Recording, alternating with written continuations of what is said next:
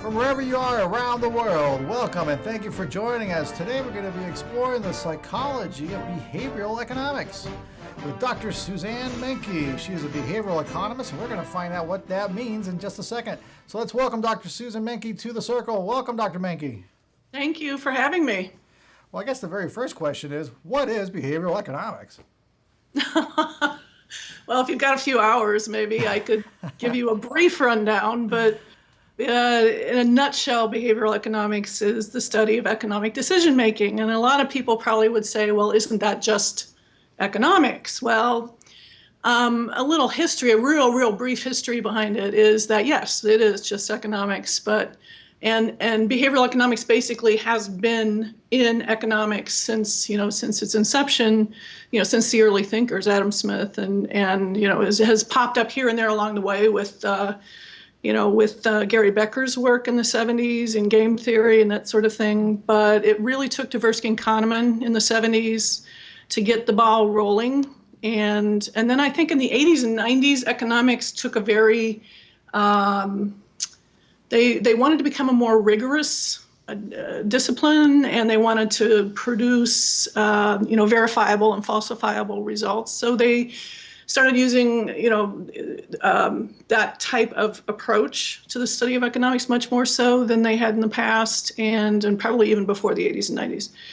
And that led to a lot of assumptions, most of which involve, rational decision making and those sorts of things, which most people know. That's what most people know about behavioral economics is questioning those assumptions. And it was necessary to make those assumptions either rationality or bounded rationality or whatever, however you want to look at it, in order to make the models viable. So what happened then, because economics is basically at the top of the academic food chain, and the credibility is probably there, that a lot of other disciplines started adopting these assumptions, and maybe took it to a place where we got away from the human. We got away from how people really think and the cognitive biases that we have in decision making and that sort of thing. So the behavioral economics basically has come back full circle ever since 2008. 2008 was a huge impetus for people to look more at the drawbacks and what's hindering economic analysis and why it didn't work in predicting that 2008 was going to happen, and so it's become much more credible. It's become probably overhyped at this point. And but we're just now starting to see some incredibly useful insights from the study, from the field. Well, I want to learn too. Before we get to it, I want to learn more about how do you apply it. I know a lot of people wonder, well, how do you apply behavioral economics? But before we get to that, you mentioned something I'm not sure if our audience is aware of. What are cognitive biases? Well, again, cognitive psychology. In a nutshell, cognitive psychology is the study of how we structure the world. And we generally have these frameworks that we use so that we can function. Basically, if, say, you're getting on the bus, and if you paid attention to everything that was going on around you and everything, all those little tiny decisions that you were making just as you're getting on the bus, you literally couldn't function.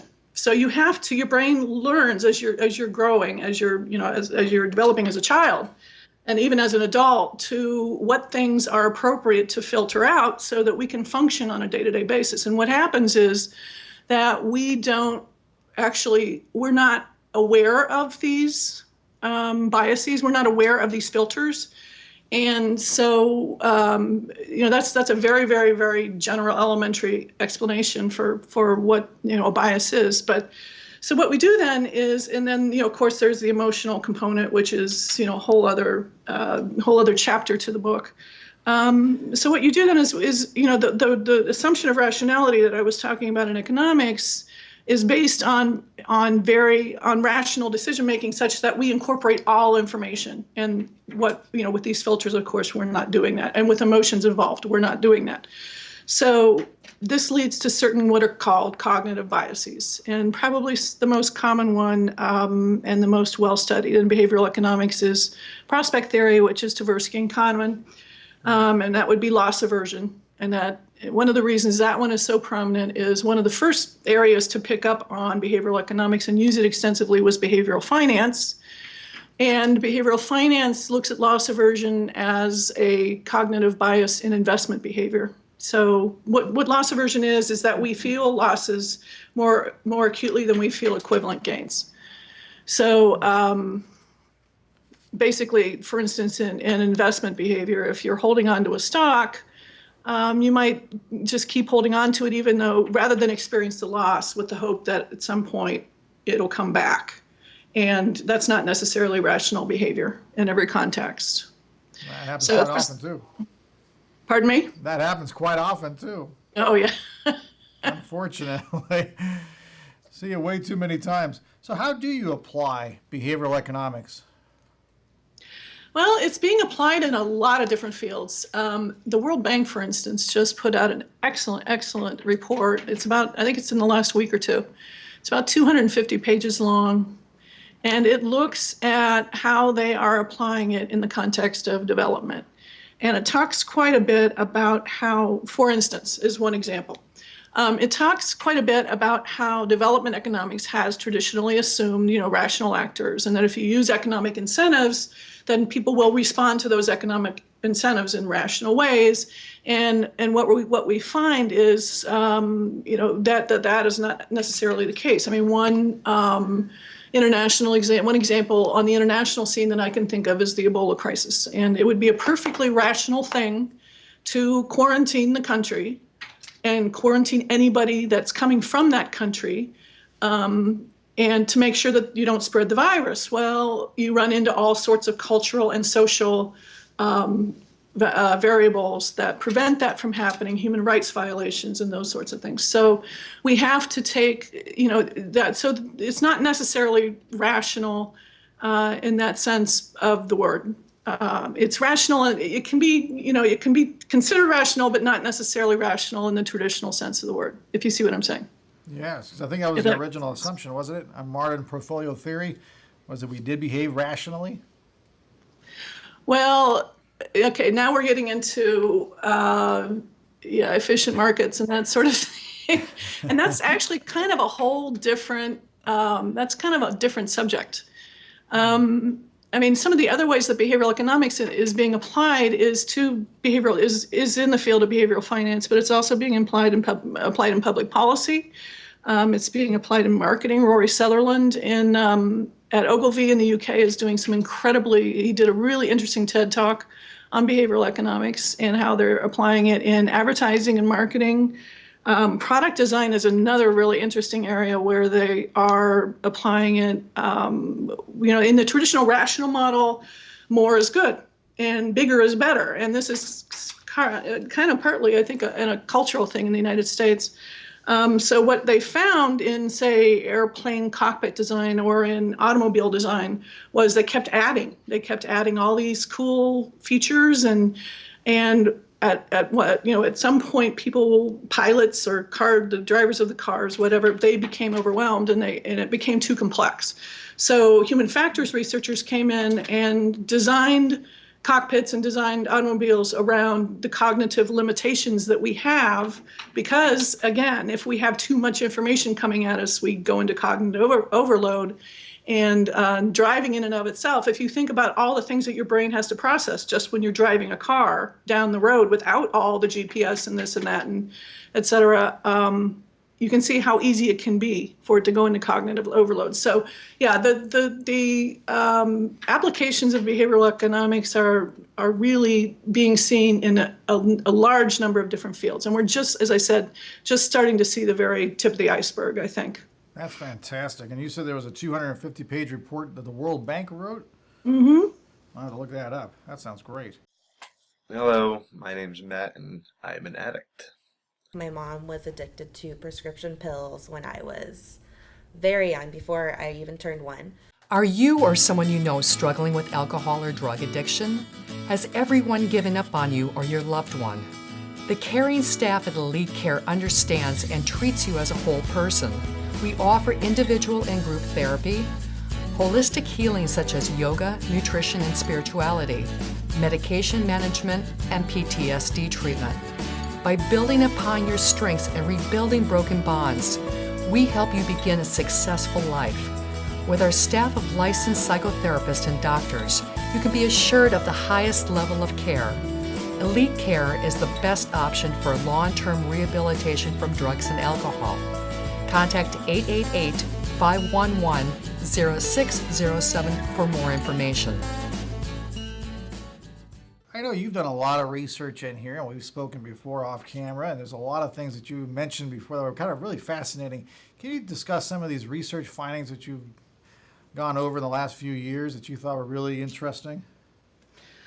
Or caught you off guard, I guess, by human behavior?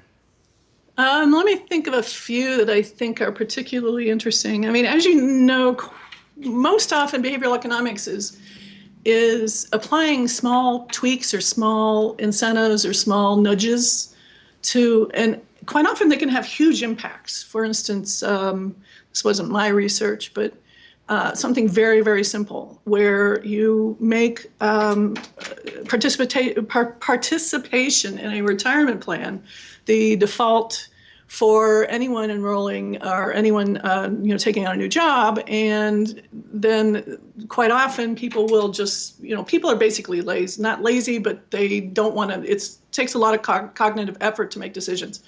So they made it the default to enroll rather than requiring that people go out and make the effort to enroll themselves. And enrollment went way up. So that basically could be considered a societal good.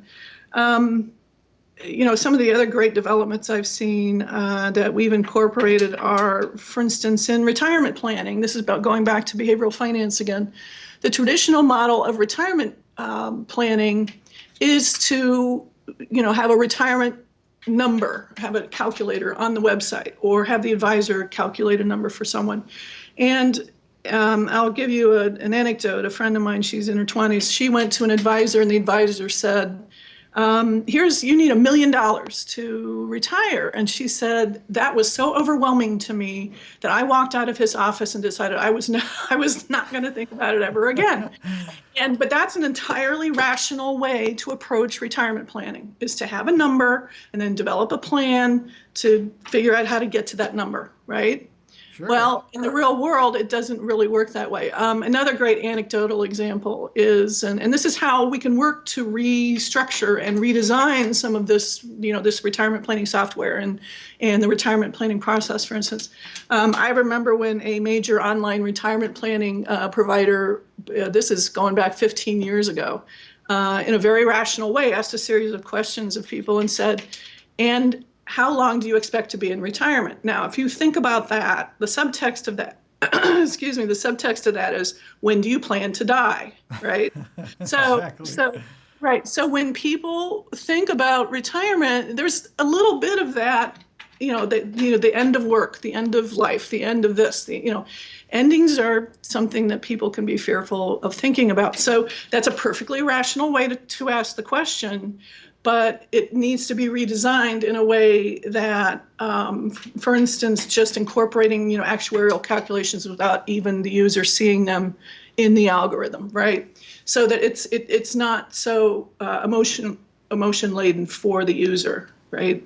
Mm-hmm. Rather than rational, it's a kinder, gentler retirement planning, I guess, is what you could say. So get away from the Spock kind of mentality. Yes.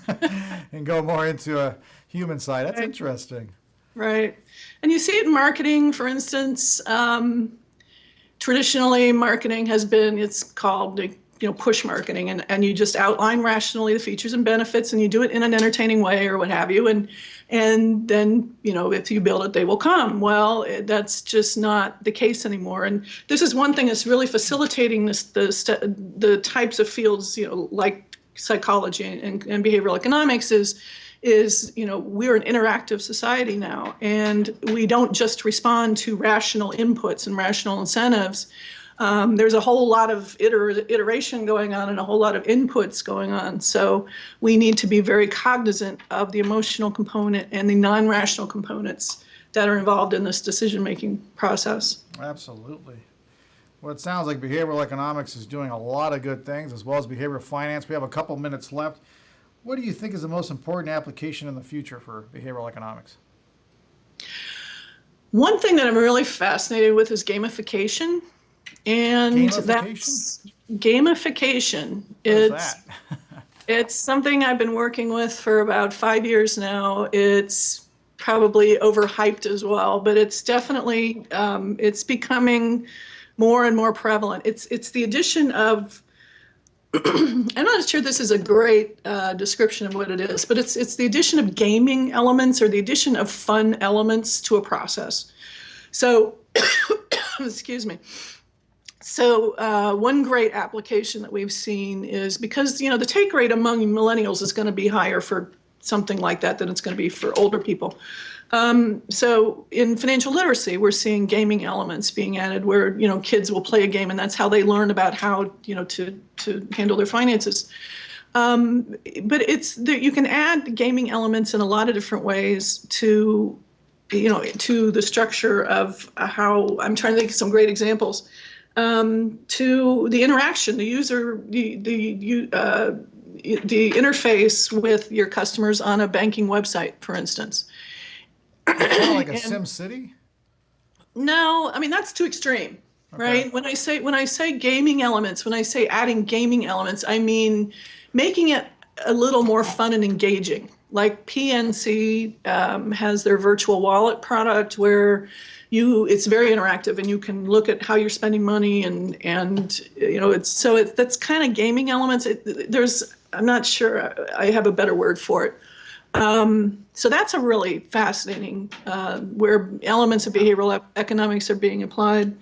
Some of the other things, and behavioral economics is only going to become more prevalent in the future because of time, basically to what's called time compression, which means that things are happening faster and faster and faster because of technology. So those cognitive filters that are working so hard to filter out, to keep the our cognitive energy intact or at a certain level are going to be more and more and more stressed, right? So this is where behavioral economics is going to become, more and more and more prevalent. I think another one is, and this would probably be quite controversial, but I can see where incentives or nudges to extend time horizons could be quite important. Culturally, we have a very short-term time horizon in the U.S. compared to other countries. For instance, CEOs will tend to make their decisions based on, fairly comparatively short periods of time compared to other countries in the world. So that's one way that, in broad strokes, that behavioral economics could probably do a social good is maybe, provide incentives, provide some nudges for longer-term decision making. That would be important. All right, those are just a few ideas. I've got more. I mean, something else that would be really interesting, this is gamification, the vividness concept in behavioral economics where I was telling you about my friend Hal Hirschfield who developed the app that actually shows you what you're going to look like in the future to help you actually see, help visualize your future self, because they've done MRIs which show that when you try to visualize your future self, your brain actually reacts in the same way that you see a stranger, right? So Really?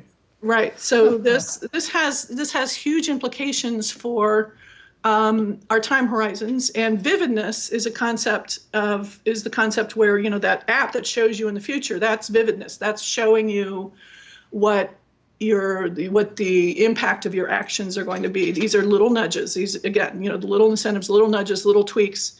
For instance, and credit card providers would have no incentive to do this, but every time you use your credit card, if you showed your balance, if it lit up on your credit card or some such thing like that, or maybe a Fitbit showed up on your Fitbit, every time you use your credit card, you would be much less likely to use that credit card, right? I mean, those are some great ideas. Actually, that works with my bank. I get an email every time I make a purchase and it shows me my balance. And I tell you, it deters me a little bit. Purchase, though, right? Now, this would have to be before. Well, I guess you couldn't really do it before. But I guess what I'm saying is this whole concept of vividness is going to really come to the forefront with wearable technology and with the way technology is heading. So those, I think, are some really cool, interesting things. And then again, what Paul Zak and some of the neuroeconomists are doing with decision making, and some of those findings are really, really interesting too. Oxytocin. There's a lot of good stuff coming up in the future. Thank you so much, Dr. Menke, for being on the circle. We truly appreciate your time. We thank you, everyone, as well, for joining us. Remember, our motto is simple. Wherever there's psychology involved, even in behavioral economics, we're there. We'll see you next time, everyone.